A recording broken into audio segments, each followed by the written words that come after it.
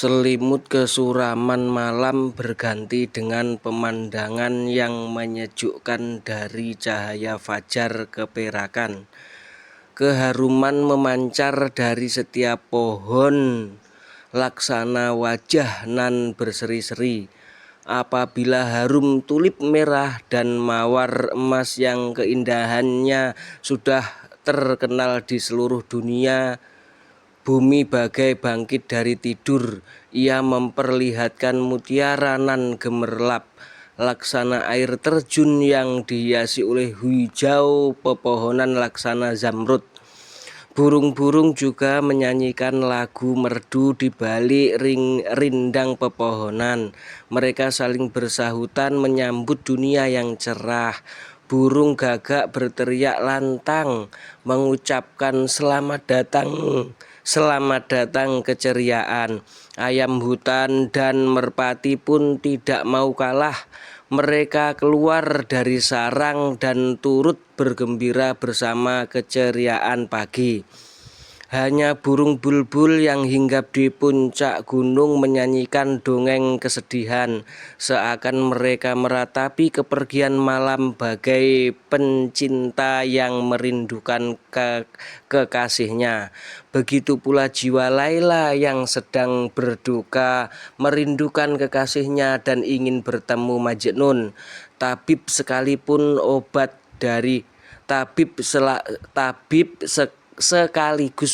dari sakitnya. Tabib sekaligus obat dari sakitnya. Seusai bertemu Ishak, seperti biasa Laila suka berjalan-jalan di taman bersama beberapa putri yang sedang mekar bagai bunga samarkan. Taman itu dipenuhi oleh pohon palem, sepertinya belum pernah ada di gurun Arab yang liar. Sebuah taman yang sanggup memancarkan kedamaian dan ketenangan. Beraneka warna bunga nan harum, mewangi dan cerah memenuhi taman. Taman tersebut tidak seperti irama yang misterius dan menyeramkan. Di bagian samping terdapat sebuah gua dan sungai kecil yang mengalirkan air jernih dan murni. Di taman yang laksana surga loka itu mereka bercanda, berlarian dan bermain dengan riang gembira, turut menikmati pemandangan alam yang segar dan menyegarkan serta membangkitkan semangat. Lantas pujian yang cocok untuk Laila, yaitu gadis yang memiliki pipi selembut bunga melati, cahaya matanya bak bunga sumbul, dan alisnya hitam laksana bulu burung gagak. Di antara taman bunga nan warna-warni, Laila ibarat bidadari yang turun dari langit mengendarai pelangi, seakan ia yang memancarkan keindahan dan keharuman pada bunga-bunga. Seolah ia pemberi ilham pada burung-burung untuk menyanyikan lagu merdu.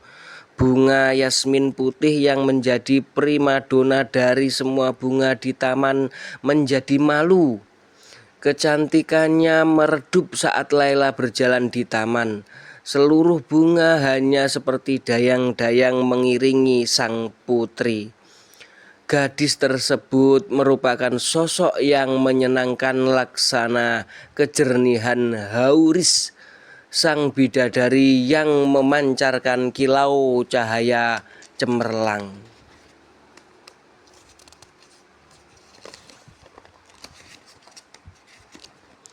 Angin nan ramah berhembus sepoi-sepoi. Sesaat Laila memandang ke arah bunga lili dan mawar yang sedang mekar. Selama beberapa saat ia terpesona dengan keindahan bunga-bunga tersebut.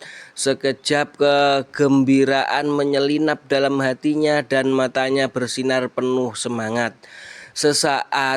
Sesaat pemandangan tersebut mampu membawa Laila untuk lupa akan kepedihan yang mempermainkan jiwanya. Tiba-tiba kenangan pada Majnun menyelinap dalam ingatannya. Kemudian hatinya menjadi risau dan galau. Tidak disadari air mata tiba-tiba berlinang membasahi pipinya yang putih kemerahan. Lalu ia bersandar di bawah pohon cemara dan mengungkapkan perasaannya. Duhai sahabatku yang paling setia, pencinta sejatiku, wahai engkau yang jauh dari pandangan, tidak terlihat dan tidak tergapai tangan. Mungkinkah langit menunjukkan kekuatannya dan mengantar dirimu ke hadapanku?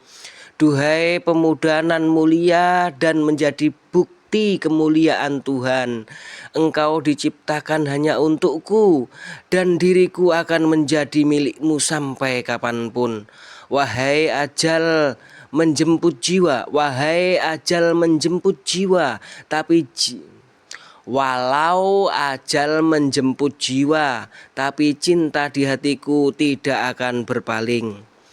Wahai pelita jiwaku, jika takdir melepaskan diriku dari belenggu dunia yang menyiksa jiwa, aku akan tetap setia menantimu di pintu surga.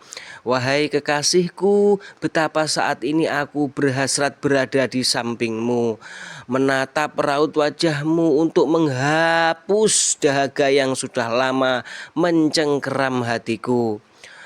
Lalu pada burung hantu ia mengadukan semua rahasia hatinya, dan kepada angin yang berhembus ia memohon agar keharuman tubuh dan keluhan jiwanya disampaikan pada kekasihnya nan jauh. Ia berkata-kata dengan penuh kelembutan laksana dekur merpati. Duhai engkau yang sudah mencuri hatiku, engkau telah memberiku racun, namun mengapakah penawarnya tak engkau tinggalkan?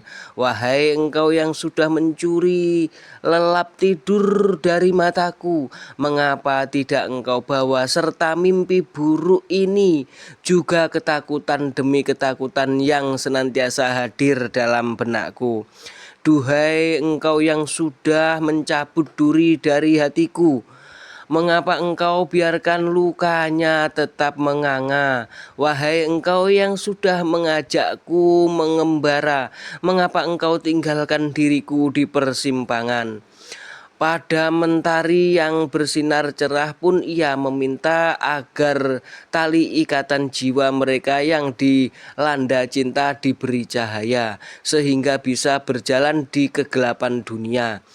Duhai engkau yang membiarkan debu dan bebatuan menyentuh wajahmu, betapa kejam dirimu.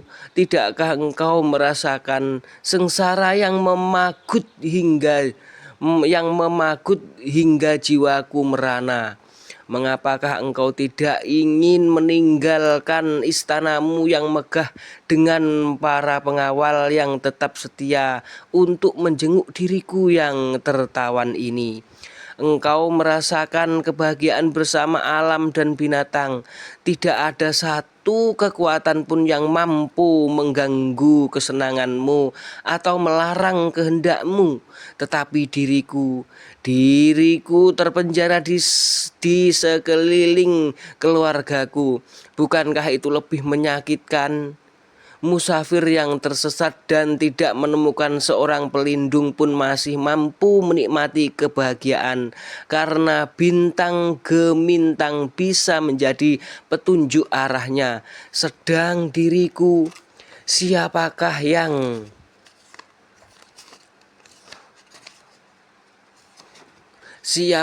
yang sanggup melindungi dan menghiburku dari duka lara serta bisa mengobati luka hatiku? Saya hanya berharap pada penguasa semesta. Jauhkanlah batinku dari mata orang-orang yang menginginkan keburukan. Mereka menyebutmu gila, padahal justru diri mereka lah yang gila. Mereka dengan angkuh dan sombong menolak goresan takdir yang sudah ditentukan oleh langit, hanya sebab perbedaan-perbedaan yang tak pernah kami kehendaki, namun sudah melekat sejak kami dilahirkan. Merekalah yang mencoreng kening kami dengan perbedaan-perbedaan, tetapi kemudian menyalahkan dan menakut-nakuti kami. Ya Allah, hanya kepadamu aku bermohon, izinkanlah kami mengikuti titahmu, izinkanlah cinta tetap memenuhi rongga jiwa kami.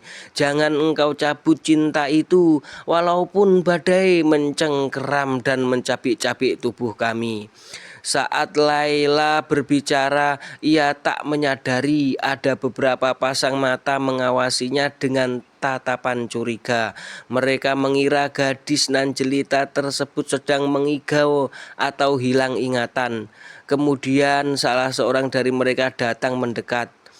Apakah Tuan Putri sudah kehilangan kebijaksanaan yang bersemayam dalam pikiranmu? Apakah akan engkau berikan keceriaan masa mudamu pada orang yang kejam dan tak memahami adat? Majnun sedang terombang-ambing oleh keputusasaan dan dicampakkan oleh sanak keluarga dan karib kerabat, sedang engkau tidak sedikit pun kehilangan kesenangan. Lelaki yang engkau rela menderita karenanya adalah pemuda yang hidupnya digariskan berkawan kesengsaraan dan derita, sedang engkau adalah sumber dari segala kebahagiaan. Di dalam diri Majnun mengalir duri kedukaan nan beracun, sementara engkau sangat mempesona dan lembut serta memikat. Jangan engkau hukum dirimu karena luka-luka yang diderita Majnun. Ia sendirilah yang menusukkan belati ke jantungnya hingga luluh lantak dan hancur binasa. Lihatlah dirimu, pipimu begitu bersinar, laksana rembulan sempurna. Bagimu kebahagiaan bak keharuman pada sekuntum bunga, atau kesejukan pada setetes embun pagi. Ikutilah nasihat kami, biarkanlah Majnun larut dalam kesedihan yang ia ciptakan sendiri. Nikmatilah karunia yang sudah dianugerahkan Tuhan padamu. Syukurilah nikmat yang sudah ia berikan dan jangan engkau sia-siakan. Mendengar kata-kata itu, air mata Laila mengalir deras dan membasahi pipinya yang pucat pasi. Kemudian ia sadar, sebagai putri jelita kebanggaan kaumnya, ia harus senantiasa menampakkan kebahagiaan yang pura-pura. Di hadapan warga kaumnya ia dituntut untuk selalu tersenyum walau hatinya merintih. Kaum kabilahnya menuntut kesempurnaan dan tak memperdulikan tatapan matanya yang penuh cinta. Bahkan tiada seorang pun yang mengetahui kerinduan yang menggelayut di hatinya. Walaupun sang ibu dengan tatapan lembut berupaya mengintip rahasia yang menyelimuti pikiran Laila, namun tidak pernah berhasil. Dalam naungan derita dan sengsara, Laila meyakini bahwa cintanya pada Majnun tetap abadi. Cinta itu telah berakar, tumbuh dan berbuah. Ia percaya bahwa bunga cinta yang rahasia akan terjaga dengan aman, seaman harta karun nan tersimpan dalam menara dan dijaga oleh prajurit tangguh.